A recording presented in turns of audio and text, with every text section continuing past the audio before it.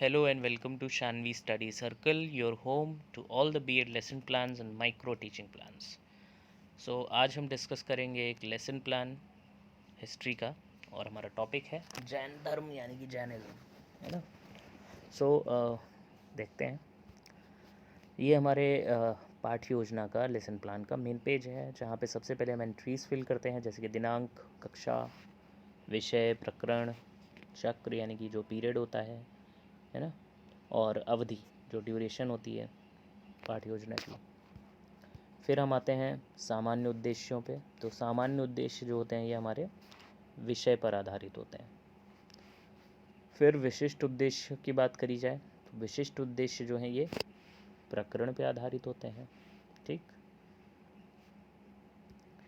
फिर हम आते हैं सहायक सामग्री पे। तो जो भी हम टीचिंग मटेरियल एड्स यूज़ करते हैं वाइल टीचिंग पढ़ाते समय, जैसे कि कोई चार्ट या मॉडल, जो भी चीज़ें हम यूज़ करते हैं वो हम यहाँ पे सहायक सामग्री में लिखते हैं। पूर्व ज्ञान की बात करें तो भैया जो टॉपिक है हमारा, जो हम पढ़ाने जा रहे हैं, उससे पहले क्या इन्फॉर्मेशन, क्या नॉलेज बच्चे के पास होनी चाहिए वो हम यहाँ पे मेंशन करेंगे, ठीक है। फिर हम आते हैं प्रस्तावना प्रश्नों पे। तो यहाँ पे छात्र अध्यापक क्रिया और छात्र क्रिया जो है दो कॉलम सुनाए जाते हैं इस तरह से।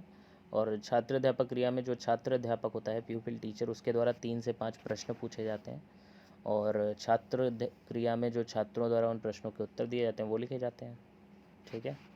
ध्यान यहाँ पे ये देना है कि जो प्रश्न हम बना रहे हैं वो इस तरह से बनाएंगे कि जो छात्र उनका उत्तर करेंगे तो फाइनली हमारे टॉपिक तक पहुँच जाएंगे, ठीक है। और एक और बात ध्यान देनी है भैया कि लास्ट जो क्वेश्चन होता है वो समस्यात्मक होगा या टॉपिक पे बेस्ड होगा, ठीक है। फिर उद्देश्य कथन जो कि छात्र अध्यापक द्वारा किया जाता है। यहाँ पे छात्र अध्यापक बोलता है कि छात्रों, आज हम जो भी हमारा प्रकरण है उसके विषय में विस्तार से अध्ययन करेंगे, ठीक है। फिर आता है प्रस्तुतिकरण। प्रस्तुतिकरण जो है भैया, प्रस्तुतिकरण, इसमें 5 कॉलम बनते हैं। 2 ही दिख रहे हैं ना इधर, देखो 3 इधर दिख रहे हैं, तो ये आमने सामने आएगा, ठीक है। शिक्षण बिंदु यानी कि जो टीचिंग पॉइंट होता है हमारा। फिर आते हैं छात्र अध्यापक क्रिया में, यहाँ पे 2 डेवलपिंग क्वेश्चंस, विकासात्मक प्रश्न बनाए जाएंगे और फिर उनका एक्सप्लेनेशन दिया जाएगा सही से, अच्छे से, है ना। छात्र क्रिया में जो छात्रों द्वारा उत्तर दिए जाएंगे विकासात्मक प्रश्नों के, वो लिखेंगे। विधि या प्रविधि में जो भी विधि या प्रविधि हम इस्तेमाल कर रहे हैं वो लिखेंगे। और श्याम पट्ट कार्य में हम क्या लिखेंगे, श्याम पट्ट कार्य में क्या लिखेंगे, श्याम पट्ट कार्य में जो भी इम्पॉर्टेंट टर्म्स या डेफिनेशंस होंगे वो लिखे जाएंगे, ठीक है।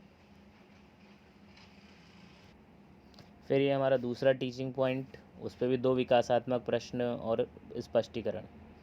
विकासात्मक प्रश्न जब बनाते हैं तो ये ध्यान रखना है कि विकासात्मक प्रश्न इस तरह से बनाए जाते हैं कि, नाम ही है ना विकासात्मक, यानी जो टीचिंग पॉइंट है हमारा, जो शिक्षण बिंदु है, उसको विकसित करने के लिए बनाए जाते हैं, ठीक। मतलब वहाँ जैसे हम डायरेक्ट क्वेश्चन नहीं करेंगे टीचिंग पॉइंट के ऊपर, इसी वजह से शायद यहाँ पे क्रॉस बना हुआ है, ठीक है। तो डायरेक्ट क्वेश्चन नहीं होना चाहिए, हमें उससे रिलेटेड क्वेश्चन करना है कि उस ऐसे क्वेश्चन करेंगे कि उससे स्टूडेंट अपने टॉपिक पे आ जाए हमारे, ठीक है, आंसर करते हुए।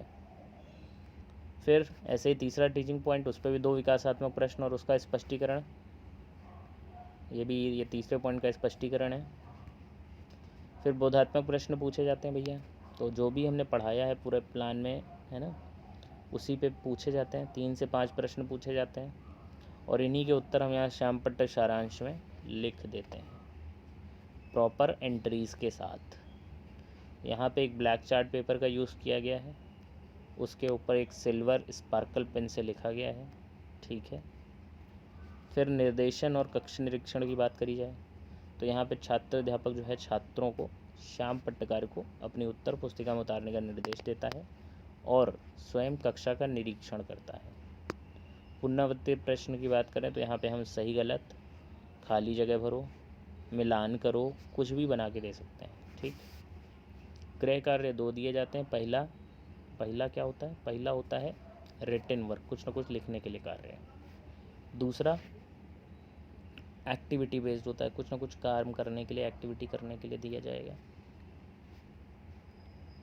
So thanks for watching this video. Like and subscribe for more plans and don't forget to share also. ठीक है, और अपना अनुभव ज़रूर लिखें नीचे कमेंट बॉक्स में कि आपको ये लेसन प्लान कैसा लगा।